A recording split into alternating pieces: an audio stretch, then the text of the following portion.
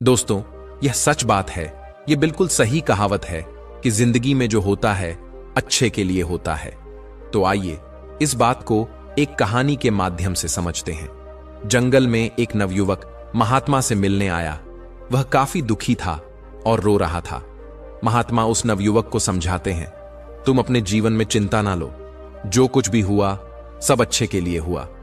नवयुवक गुस्से में कहता है, आप कैसी बातें कर रहे हैं? मेरा सब कुछ लुट गया। लुटेरों ने मेरी हर एक चीज लूट ली। अब मेरे पास घर जाने के लिए कुछ भी नहीं बचा। ये मेरे साथ अच्छा कैसे हुआ? ये मेरे साथ बहुत बुरा हुआ है और ये बुरा ही है।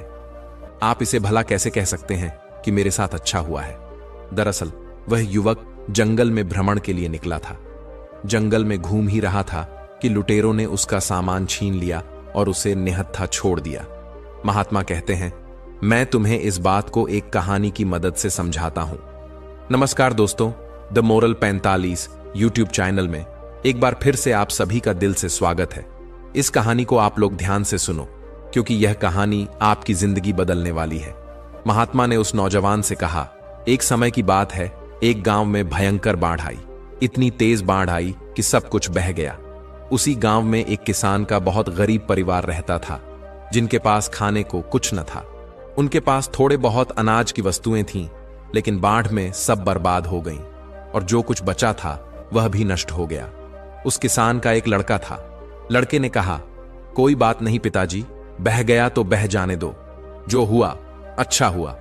किसान को बहुत गुस्सा आया और कहा, तू कैसी पागलों जैसी बातें कर रहा है? मेरा सब कुछ छिन गया। यहां पर खाने को अनाज नहीं है और रहने के लिए जो भी हमारा घर था वह भी बाढ़ में बह गया। इसमें अच्छा क्या है? यह सब कुछ बहुत बुरा हुआ है। किसान को बहुत गुस्सा आया और उसने लड़के को घर से भगा दिया। लड़का रोते हुए वहां से चला गया। शाम हो गई और लड़का अभी तक घर नहीं आया। किसान को यह बात समझ आई कि उसने गलत कह दिया, लेकिन वह कर भी क्या सकता था। अचानक एक नौका आई और उसमें से लोग उतरे। वे लोग गांव के लोगों को बचाने लगे। किसान की पत्नी कहती है, आपने यूं ही उसे डांट दिया, सही तो कह रहा था। देखिए, अच्छा ही हुआ, लोगों ने हमें बचा लिया। किसान बोला, तुम बेवकूफ हो, तुम्हें समझ में नहीं आ रहा है कि इसमें अच्छा कुछ भी नहीं है। इनका तो बचाना ही काम है।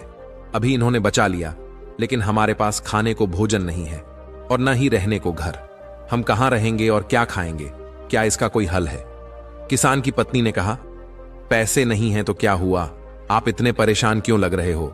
किसान बोला, दरअसल बात पैसे की भी नहीं है। उस घर में एक पोटली थी, उसमें बहुत ही खास चीज रखी थी, वह भी बाढ़ में बह गई। अब मेरे पास कुछ भी नहीं बचा। किसान की पत्नी बोली, ऐसा क्या था उस पोटली में? किसान ने कहा, मैं तुम्हें अवश्य बताता, लेकिन अब जब वह है ही नहीं तो उसे बताने का क्या तात्पर्य? धीरे धीरे समय गुजरता रहा।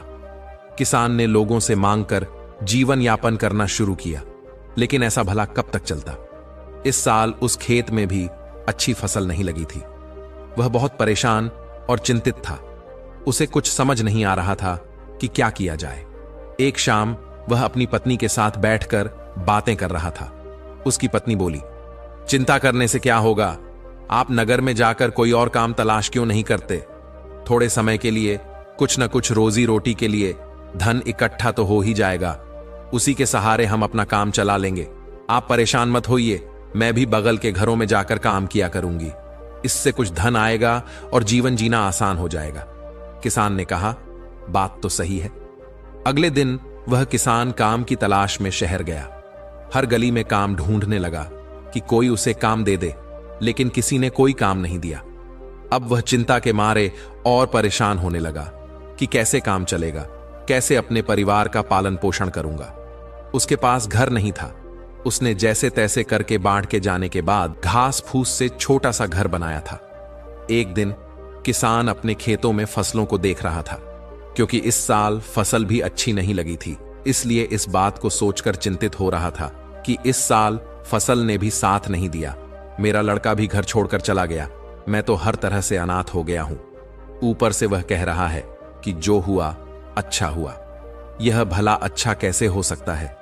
उसकी पत्नी उसे फिर समझाती है, क्या आप फालतू में चिंता कर रहे हो? आप फिर से कोशिश करो, काम कहीं ना कहीं कुछ ना कुछ तो मिल ही जाएगा। अब घर पर बैठकर रोने से अच्छा है कि आप कुछ ना कुछ कोशिश किया करो, क्योंकि क्या पता कुछ काम हाथ लग जाए। किसान को उसकी पत्नी की बात ठीक लगी और अगले दिन वह फिर काम की तलाश में निकल पड़ा। लेकिन इस बार भी उसे कोई काम हाथ नहीं लगा और फिर निराश होकर घर लौटा। वह घर लौट ही रहा था कि रास्ते में उसे एक महात्मा मिले और बोले, क्या है, तुम क्यों परेशान हो रहे हो? किसान ने उनको सारी बात बताई। दरअसल बाढ़ में मेरा सारा घर बह गया और मेरे पास खाने को अनाज नहीं, रहने को घर नहीं। छोटा सा घर मैंने कैसे भी करके बनाया है और फिर भी मैं अपना जीवन बड़ी मुश्किल से गुजार रहा हूं। महात्मा ने कहा, इसमें परेशान होने वाली क्या बात है? किसान ने गहरी सांस लेते हुए कहा, परेशान होने वाली बात तो है ही। मैंने गुस्से में अपने लड़के को बहुत कुछ सुना दिया था और वह उस दिन से घर छोड़कर चला गया। महात्मा ने कहा, तभी तो मैं कह रहा हूं, जो हुआ अच्छा हुआ। किसान को फिर गुस्सा आया और बोला, आप ऐसी बातें कैसे कर सकते हैं? मैं इतना परेशान हूं, मेरा सब कुछ छीना गया है, मेरे पास खाने को कुछ भी नहीं, मेरा लड़का भी मेरा साथ नहीं दे रहा और वह भी घर छोड़कर चला गया। इसमें क्या अच्छा है और क्या अच्छा हो सकता है? यह तो हर तरह से बुरा है। महात्मा ने शांत स्वर में कहा, सब्र रखो, हर सवाल का जवाब तुम्हें समय आने पर मिल जाएगा, तुम परेशान मत हो। महात्मा वहां से चले गए। किसान को फिर अफसोस हुआ कि महात्मा को देने के लिए उसके पास कुछ भी नहीं था, लेकिन वह उस रात यह सोचकर हैरान था कि आखिर जो होता है अच्छे के लिए कैसे होता है, मेरे साथ तो अच्छा हुआ ही नहीं। लेकिन फिर अगले दिन काम की तलाश में वह नगर निकल जाता है। इस बार किस्मत उसका साथ देती है और उसे एक बड़े सेठ के घर में कुछ काम मिल जाता है। सेठ बड़े दयालु होते हैं और वहां पैसे की भी कोई दिक्कत नहीं होती। सेठ ने कहा, अगर तुम्हें कोई दिक्कत है तो मेरे घर के बगल में एक मकान खाली पड़ा है, तुम वहां पर रह सकते हो। किसान ने हाथ जोड़ते हुए कहा, नहीं नहीं, मैं आपका बहुत आभारी हूं, मैं वहीं ठीक हूं। सेठ ने अच्छी तनख्वाह पर उसे काम पर रख लिया। अब किसान और उसकी पत्नी बहुत खुश थे। अगली रात अचानक दरवाजे पर किसी ने दस्तक दी। किसान ने दरवाजा खोला और देखा, सामने एक लड़का लंबी सी कार और बड़ा सा बैग हाथ में लिए खड़ा था। किसान बिल्कुल आश्चर्यचकित रह गया। उसे समझ में नहीं आ रहा था कि यह कौन है। लड़के ने मुस्कुराते हुए कहा, पापा, मैं हूं आपका लड़का। किसान हैरान रह गया, आखिर यह कैसे हुआ? यह क्या चमत्कार है? लड़के ने कहा, आपने घर बदल लिया और हमें बताया तक नहीं। मैंने गांव वालों से पूछा तो उन्होंने बताया कि अब हमारा घर यहां पर है। दरअसल मैं उस दिन घर से निकलकर दूर शहर में काम की तलाश में गया था और वहां पर मुझे काम मिल गया। मैंने वहां व्यापार शुरू किया और उस व्यापार में मुझे बहुत मुनाफा हुआ। आज उसी की बदौलत मैं आपसे मिलने आया हूं। और हां, मैंने नगर में एक और घर भी खरीद लिया है। किसान खुशी से झूम उठा, उसे सब समझ में आ गया। लड़के ने कहा, पापा, मैंने कहा था ना, जो होता है अच्छे के लिए होता है। अगर उस दिन बाढ़ नहीं आई होती और यह सब कुछ नहीं बहा होता तो क्या पता यह बात मैं आपसे कह पाता। अगर मैं यह बात ना कहता तो आप मुझे घर से बाहर नहीं निकालते और न ही मैं रोजगार की तलाश में नगर जाता। किसान ने मुस्कुराते हुए कहा, हां, मुझे अब यह बात समझ में आ गई। यह बिल्कुल सही बात है। उसी बाढ़ की वजह से मुझे भी एक बड़े घर में नौकरी मिल गई, यानी अब डबल मुनाफा, डबल पैसे और हर तरह से फायदा ही फायदा। हम तो माला माल हो गए। किसान और उसका बेटा जोर जोर से हंसने लगे। कहानी के बाद महात्मा ने उस नवयुवक को समझाया, जिंदगी में एक बात याद रखना, इंसान की सोच बहुत बड़ी नहीं होती। वह कुदरत के फैसले को नहीं समझ सकता और न ही यह जान पाता है कि उसके साथ जो हुआ वह अच्छे के लिए हुआ है।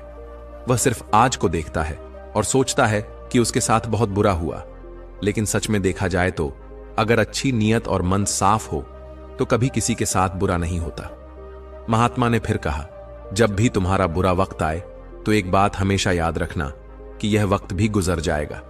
समय कितना भी बुरा हो, तुम्हारी जिंदगी में कितने भी दुख या फिर मुसीबतों का पहाड़ क्यों ना आए, एक वक्त बाद सब ठीक हो जाता है और सब आसान बन जाता है। बस वह समय ही बुरा होता है। इसीलिए बुरे वक्त से लड़ने की आदत डालो और बुरे वक्त में ऐसा कोई भी कदम मत उठाओ जिसकी वजह से तुम्हें बाद में पछताना पड़े। अगर कुछ बुरा होता है तो भी वह अच्छे के लिए ही होता है। बस उस बात का और उस सवाल का जवाब इंसान को समय के साथ मिल ही जाता है। जब इंसान का समय खराब होता है तो उसकी बुद्धि काम करना बंद कर देती है। इंसान का समय खराब होता है लेकिन समय ठीक भी हो जाता है। तब उस नवयुवक ने कहा, यह सब तो ठीक है, लेकिन मेरा तो सब कुछ चोरी हो गया। इसमें अच्छा क्या है? अब तो मेरे पास कुछ नहीं है, मैं घर कैसे जाऊंगा? महात्मा ने कहा, दरअसल मुझे एक जंगल में कुछ मिला था, यह लो। तब महात्मा से उसे एक चमकदार पत्थर दिया और कहा, तुम इसे ले जाकर नगर में बेच सकते हो, क्योंकि यह मेरे किसी काम का नहीं है और मैं इसे कुछ नहीं कर सकता। उस लड़के को भी यह बात समझ में आ गई कि बात तो सही है। अगर मेरा सामान चोरी नहीं होता तो मैं महात्मा के पास नहीं आता, और जब मैं महात्मा के पास नहीं आता तो मुझे पत्थर कभी नहीं मिलता। दरअसल वह एक पारस पत्थर था, जिसको लोहे से स्पर्श करके हर लोहे की चीज को सोने में बनाया जा सकता था। अब वह भी मालामाल हो गया था। दोस्तों, हमारी आज की यह कहानी यहां समाप्त होती है। दोस्तों, आपने आज इस कहानी से क्या सीखा? आप हमें कमेंट सेक्शन में जरूर बताएं। और हां, इस वीडियो को उस इंसान को शेयर करें जिसे इस कहानी को सुनने की जरूरत है, और उसी के ठीक बाद हमारे चैनल को सब्सक्राइब करें। तो चलिए फिर मिलते हैं ऐसी एक और नई वीडियो में एक नई सीख के साथ। तब तक के लिए अपना ख्याल रखें। धन्यवाद।